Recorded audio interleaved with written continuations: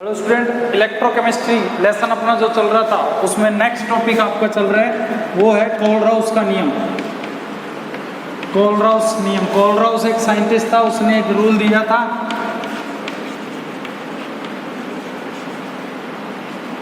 ठीक है, उसने रूल क्या दिया था? उसने रूल सिर्फ ये दिया था कि ये आपने क्या करा, एक पानी ले लिया, उसके अंदर आपने एक इलेक्ट्रोलाइट डाला NaCl, ठीक है ना। इसने सिर्फ ये कहा था कि अगर आप इसकी मोलर कंडक्टिविटी निकालने चाहते हो, अगर आप इसकी मोलर कंडक्टिविटी निकालना चाहते हो तो मोलर कंडक्टिविटी किस पे डिपेंड होएगी? मोलर कंडक्टिविटी डिपेंड होएगी Na+ और Cl- दोनों पे, Na+ और Cl- दोनों पे डिपेंड होएगी। अगर आप इसकी मोलर कंडक्टिविटी निकालोगे तो इसमें इलेक्ट्रोलाइट जो डाला गया है उसके धनायन और ऋणायन पे क्या होती है, इसकी इलेक्ट्रोकंडक्टिविटी क्या होती है, डिपेंड होती है। मतलब ये कि एक विद्युत अपघटय की सीमांत मोलर चालकता को उसके धनायन व ऋणायन के अलग अलग योगदान के योग के बराबर माना जाता है। मतलब ये कि अगर आपको इस सॉल्यूशन की लिमिटिंग मोलर कंडक्टिविटी निकालनी है, लिमिटिंग का मतलब सीमांत होता है एक एंड तक, आप इसकी मोलर कंडक्टिविटी निकालना चाहते हो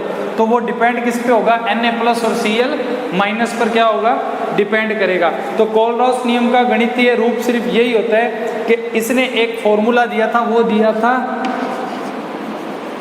इनफाइनाइट डाइल्यूशन पे मोलर कंडक्टिविटी λm इनफाइनाइट, वो बराबर किसके होता है? V plus lambda plus V minus lambda minus के योग के बराबर। यहाँ पे V प्लस और V माइनस क्या है, मैं इसे V बोल रहा हूँ, ठीक है। V प्लस और V माइनस यहाँ पे क्या है? ये है नंबर ऑफ आयन, आयनों की संख्या, नंबर ऑफ आयन, आयनों की संख्या। अभी एग्जांपल से बता दूंगा, जैसे मान लो MgCl2 को आप तोड़ते हो तो ये टूटेगा Mg+2 में और 2 Cl- में। यहाँ पे कुल आयन कितने मिले? 1 + 2 3, ये होता है आयनों की संख्या, नंबर ऑफ आयन। मान लो मैं आपको एक एग्जांपल दूं, Al2SO4 थ्राइस, इसको तोड़ो तो क्या मिलेगा? 2Al+3 मिलेगा प्लस 3SO4 - 2 मिलेगा। टोटल आयन कितने मिले? 5। तो ये होता है नंबर ऑफ आयन, ये होता है V प्लस V माइनस। यहाँ पे V+ कितने हैं? यहाँ पे V+ कितने हो गए? एक ही होगा Mg+2। माइनस वाले कितने होंगे? 2 होंगे Cl-। यहाँ पे प्लस के कितने हो गए? 2 हो गए, और माइनस वाले कितने हो गए? 3 हो गए। क्लियर वही बात। उसके बाद यहाँ पर λ+ और λ- क्या है? कैटायन और एनायन की लिमिटिंग मोलर कंडक्टिविटी है, ठीक है।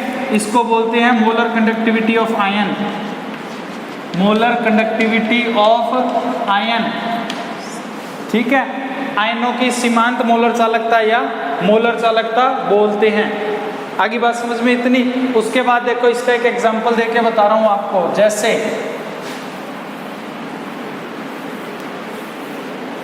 एक एग्जांपल देख लो, जैसे मान लो मैं बात करता हूं NaCl की, ठीक है, NaCl की। तो NaCl टूट के आपको देगा Na+ और Cl-। NaCl टूट के आपको क्या देगा? Na+ और Cl-। तो आप इसकी लिमिटिंग मोलर कंडक्टिविटी अगर निकालना चाहते हो, किसकी? NaCl की, तो वो बराबर किसकी हो जाएगी? मोलर कंडक्टिविटी Na के और मोलर कंडक्टिविटी Cl- के बराबर हो जाएगी, ठीक है। ऐसे ही अगर निकालना चाहते हो आप Na2S के लिए, तो ये क्या हो जाएगा? टूट के आपको क्या देगा? 2 Na+ देगा, प्लस में S- 2 देगा।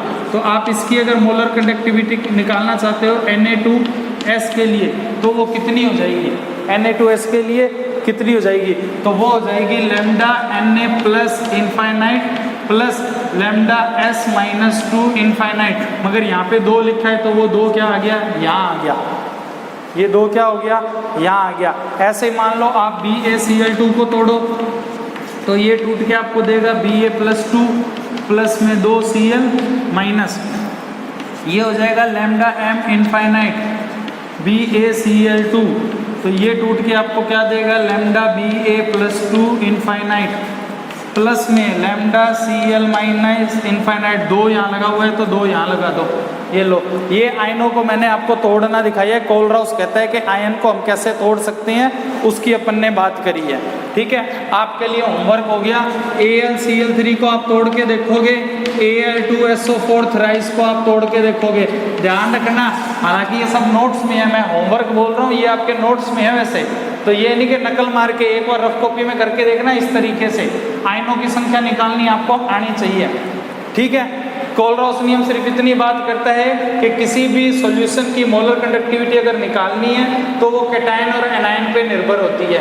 दूसरी बात, कैटायन और एनायन की जो संख्या है, जो क्वांटिटी है, उस पर भी डिपेंड करेगा। तो जाहिर सी बात है, जितने ज़्यादा आयन होंगे उस सॉल्यूशन में करंट भी क्या है, उतना ही ज़्यादा आएगा। अब ऐसे ही मैंने आपको नोट्स के अंदर क्या है कि एक क्वेश्चन लिखा हुआ है, जैसे Al2SO4 थ्राइस की मोलर कंडक्टिविटी निकालो। इसकी क्या करनी है, मोलर कंडक्टिविटी निकालनी है। यहाँ पर आपको क्या किया गया है कि यहाँ पर आपको एल्यूमिनियम की मोलर कंडक्टिविटी दे दी गई है। एल्यूमिनियम की मोलर कंडक्टिविटी दे दी गई है, कितनी दे दी गई है, 150 siemens centimetre square, 150 siemens centimetre square mole inverse. ऐसे ही आपको एक मोलर कंडक्टिविटी किसकी दे दी गई है, सल्फेट की, सल्फेट की, ठीक है। सल्फेट आयन की मोलर कंडक्टिविटी आपको दे दी गई है 160 siemens centimetre square mole inverse. Notes में सब लिखे हुए हैं ये, ठीक है ना। अब आपसे पूछ लिया इसकी मोलर कंडक्टिविटी बताओ, तो जाहिर सी बात है आप इसको तोड़ लो। Al2SO4 थ्राइस जो मैंने आपको होमवर्क दिया है वही मैं करा रहा हूँ। अब इसको तोड़ोगे तो क्या आएगा, 2Al+3 आएगा, प्लस में SO4 माइनस का क्या आएगा, 2 आएगा, और यहाँ 3 आएगा। तो जाहिर सी बात है इसकी मोलर कंडक्टिविटी तुम्हें दी गई है, तो 2 इंटू में 150 प्लस 3 इंटू में सल्फेट की मोलर कंडक्टिविटी दी गई है 160। इन सबको गुणा करके आप अगर जोड़ दोगे तो 300 प्लस 480, ये आ गया आपका 780 siemens centimetre square mole inverse, ठीक है। मोलर कंडक्टिविटी की यूनिट कंपटीशन में पूछी जाती है, siemens centimetre square mole inverse 780। इसका आंसर आ गया। सिंपल सा क्वेश्चन, कोलरॉस नियम का इससे बड़ा कोई क्वेश्चन नहीं आता, ठीक है भाई।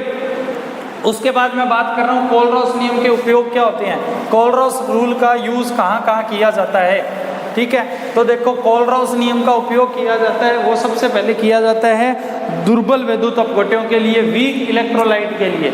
वीक इलेक्ट्रोलाइट की इनफाइनाइट डाइल्यूशन पे कंसंट्रेशन निकालने के लिए किस रूल का उपयोग करते हैं, कोलरॉस नियम का। ये भी आपका एक ऑब्जेक्टिव टाइप क्वेश्चन है कि दुर्बल विद्युत अपघट्यों की चालकता निकालने के लिए किस नियम का उपयोग किया जाता है, कोलरॉस नियम का। अब वीक इलेक्ट्रोलाइट कौन सा होता है, जैसे एग्जांपल लेते हैं एसिटिक एसिड, एसिटिक एसिड, ठीक है। ये टूटने पे आपको क्या देता है, एसीटेट आयन और H+ देता है। एसिटिक एसिड को बनाने के लिए, एसिटिक एसिड को बनाने के लिए आपको 3 चीज़ें चाहिए, NaCl, HCl plus CH3 COO Na। ये क्यों चाहिए, इसका रीज़न क्या है, इसका रीज़न सिर्फ यही है, NaCl, HCl और COO Na चाहिए, ठीक है। तो देखो होता क्या है, अगर मैं सोडियम एसीटेट की रिएक्शन करा दूं HCl से, तो देखो यहाँ से Na बाहर निकल गया, यहाँ से Cl बाहर निकल गया, H इधर आ गया, तो आपको मिलेगा एसिटिक एसिड और NaCl। मतलब एसिटिक एसिड बनाने के लिए 3 चीज़ होनी ज़रूरी है। आगे बात समझ में, जब इन दो की अभिक्रिया कराओगे तो प्रोडक्ट में आपको एसिटिक एसिड मिलेगा और NaCl साइड प्रोडक्ट में क्या हो जाएगा, बाहर निकल जाएगा। अब मान लो इसको आपने तोड़ा, तोड़ने पे इसको अपन कैसे लिखेंगे कि ये एसिटिक एसिड है। इसको जब हम तोड़ेंगे तो वो डिपेंड किस पे करेगा, एसीटेट आयन पे भी डिपेंड होगा, और ये किस पे डिपेंड होगा, H+ आयन पे भी डिपेंड होगा। मान लो ये इक्वेशन क्या होगी, 1 होगी। इस इक्वेशन के अंदर Na+ और Cl- को एक बार जोड़ दो और एक बार क्या कर दो, घटा दो। मतलब ये कि CH3COH के अंदर आप क्या करो, सेम ऐसे लिख दो, कुछ चेंज मत करना, ठीक है। एक बार Na+ को जोड़ा, एक बार Na+ को घटाया, एक बार Cl- को जोड़ा, एक बार Cl- को घटा दिया, ठीक है।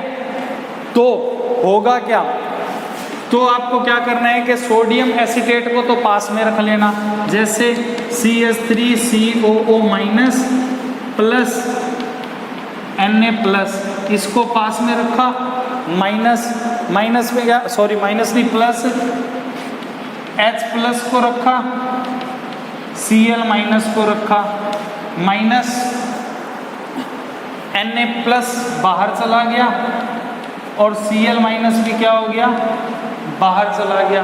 जब ये बाहर चल गया तो आपको बची हुई चीज़ क्या मिलेगी, सोडियम एसीटेट बन गया, HCl बन गया और NaCl क्या हो गया आपका, बाहर चला गया। मतलब ये तो आपका क्या बन गया, CH3COO Na,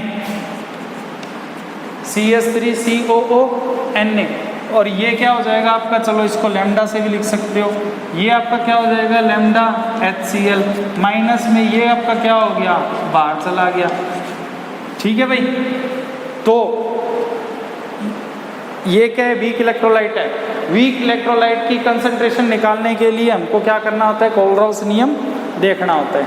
ठीक है भाई, तो कोलराउस नियम आपका मेन तो इतने, छोटी मोटी कसर होगी तो वो एक बार आप नोट्स में देखना। ठीक है, अब सुनो मेरी बात, इस लेसन में एक थ्योरी का टॉपिक रहा है, वो सिर्फ डेफिनेशन है। ठीक है, तो कल वाले के अंदर मैं आपको क्या करूँगा, ये डेफिनेशन सारी करा दूंगा। कल ये लेसन आपका हो जाएगा ख़त्म। उसके बाद मैं आपको नया लेसन शुरू कराऊंगा, वो कराऊंगा केमिकल काइनेटिक, रासायनिक बलगतिकी। केमिकल काइनेटिक, रासायनिक बलगतिकी, गजब का लेसन है, आराम से पढ़ना उसको। ठीक है, आज इतना ही।